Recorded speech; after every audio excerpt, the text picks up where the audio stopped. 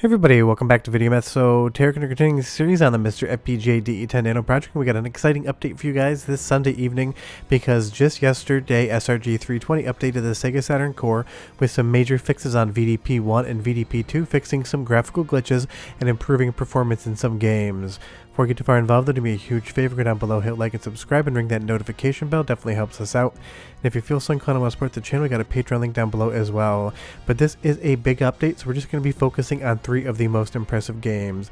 And right off the top, Tomb Raider has seen some major graphical improvements on the VDP1 side of things. SRG320 put up patch notes on GitHub explaining exactly what he changed on both VDP1 and VDP2, and there was a lot of stray pixels and otherwise graphical corruption in the Tomb Raider game the last time we showed it to you guys. And so we just jump around here to try to get the camera and the graphics do anything weird whatsoever. You really can tell that nothing is going on, and that bear definitely had the better end of that bargain right there. But honestly, getting all these improvements has been so great. It's been probably like 7 or 8 days since we've seen a Sega Saturn update, and it seems like SRG320 was really taking his time because we've seen some massive improvements on this current core. It's pretty much all on the graphical side of things. There's not a huge uptick in overall performance, but right now, again, as you kind of just run around as Lara, there used to be all these weird stray pixels around her head, and there'd be some other corruption at the edges of the screen depending on how you move the camera. That is now 100% taken care of, and honestly, watching this footage, I really can't see anything that makes me think that there is any sort of issue with it. So if you see anything in the capture whatsoever, leave me a comment down below and tell me. But the Sega Saturn version of Tomb Raider is an awesome time. Obviously, we already have the game on the PlayStation 1 core, so it's not like there's not ways to play this, but this was a game that was definitely showing that VDP1 and VDP2 were struggling on certain graphical effects when it came to Sega Saturn.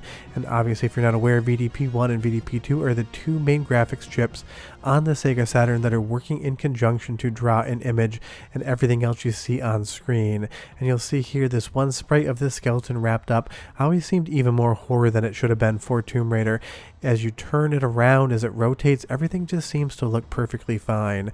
And this is still a pretty game on Sega Saturn. Obviously, it's definitely aged a lot, but it did show that the Sega Saturn could keep up with the PlayStation 1 when it came to 3D, and this was a multi-platform game where you could really compare and contrast the 2 different versions.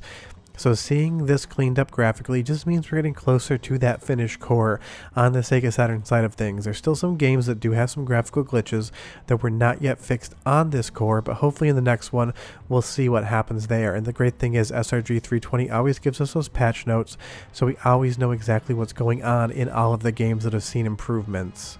Now moving over to another game that everyone always loves to see and has been made even better in the most recent core is Sega Rally. Last time I showed this to you, it was because snack support was in for the analog controller, giving you full analog control. But the last time we take a look at this game as well, I mentioned that when the race ended, pretty much all of the textures would go missing on the cars, and you have these big black swaths where you could see the polygons being drawn to the screen, but for some reason, none of their textures were available, and you'll see at the end of the race that's going to be completely different.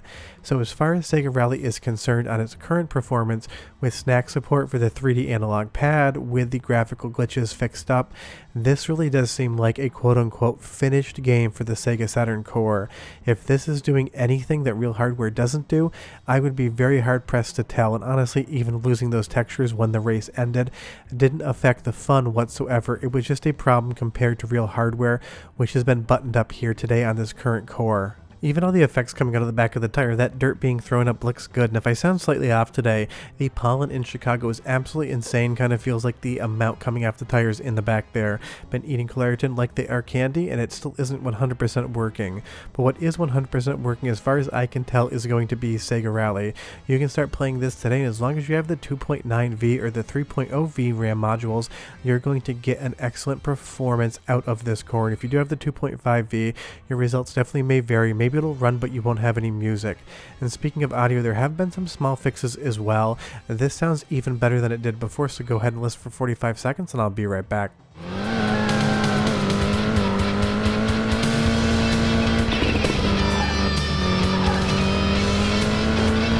Very long easy right.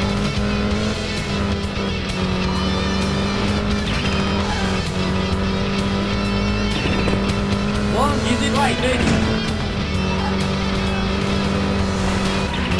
Very long easy left.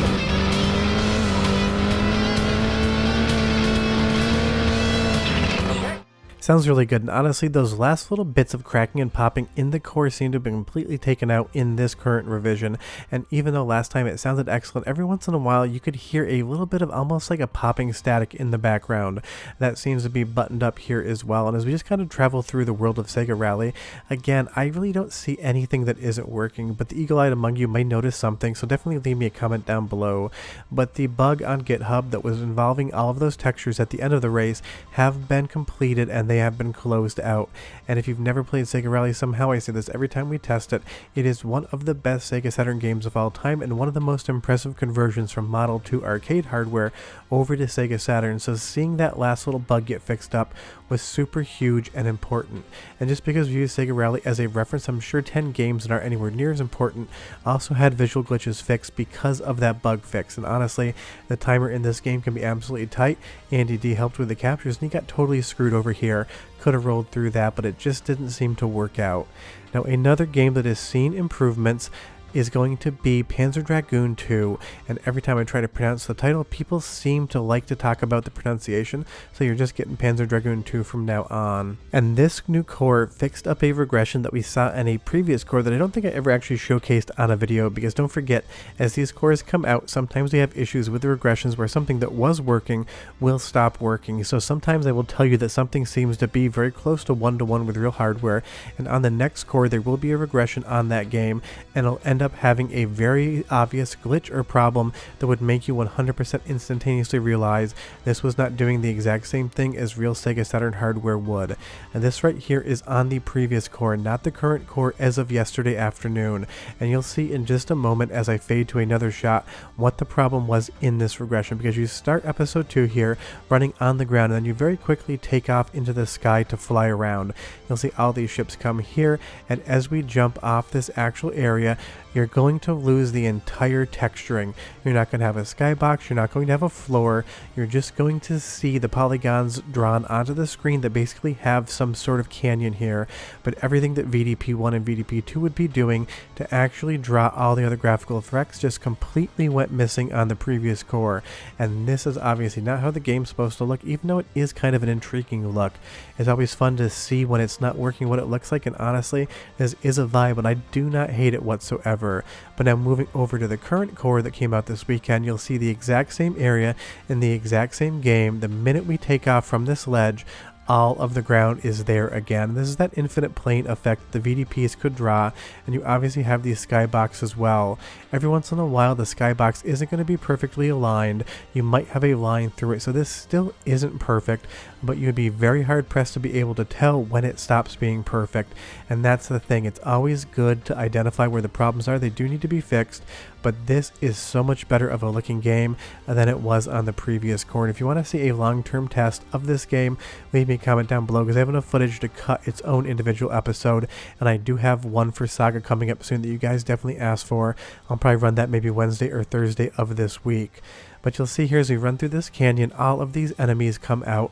Everything just seems to be running at a great frame rate, and that is huge for the core, because this game pushes a lot of visuals, a lot of polygons, and a lot of effects at once, and it definitely loads up the screen with a lot of different models. So if there was any issue with the frame rate, you would 100% be able to identify it in this canyon area here, because it absolutely just loads enemy upon enemy on top of you and makes you fight every single one of them. But you're going to see here, the frame rate does seem to persist exactly as it should, and if you see that skybox right now, if you look closely with YouTube compression, it can be hard, you're going to see that there's a line down the middle of it to the left and the right, and as we move it's going to be slightly misaligned.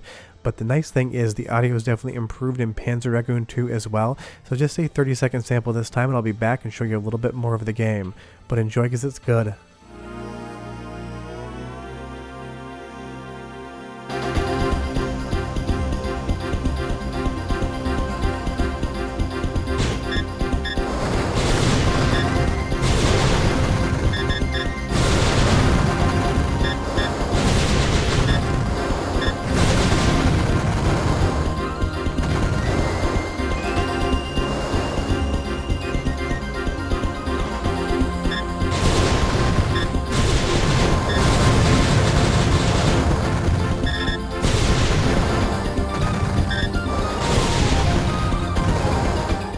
Just an absolutely spectacular soundtrack, and it sounds so good coming out of the current core here. And as we move on to episode 3, when we're in this canopy and you get those desert effects of the light rays coming through the trees again, it's actually a pretty game, and I think this is held up so incredibly well visually, because this generation definitely has some games where you just can tell the age on them, but something about Panzer Dragoon has always held up. It still looks great today, and that's mostly down to the art style that the artists at Sega chose when they made this game. But if you want to play Panzer Dragoon today on the core, it's going to be a much better experience than it was on the previous core. But if you don't download every single core, maybe you never even noticed the regression. Obviously, I grab all of these, we test them and see what happens. So the regression in the previous core has been 100% fixed, and Panzer Dragoon 2 is now back to basically close to 1-to-1 with real hardware, outside of that skybox misalignment with the line. But that's the current situation with the current Sega Saturn core. This is not an update all. You need to go to MiSTer Discord, go under Unstable Nightlies, and manually install this one, but it's totally worth it. It has so many fixes on VDP1 and VDP2. This is a core you definitely want to grab and start testing today. If you have any requests for the next video testing wise, leave them down below, but we are done. I'll see you guys next time, and hopefully your allergies aren't as bad as me. Bye bye.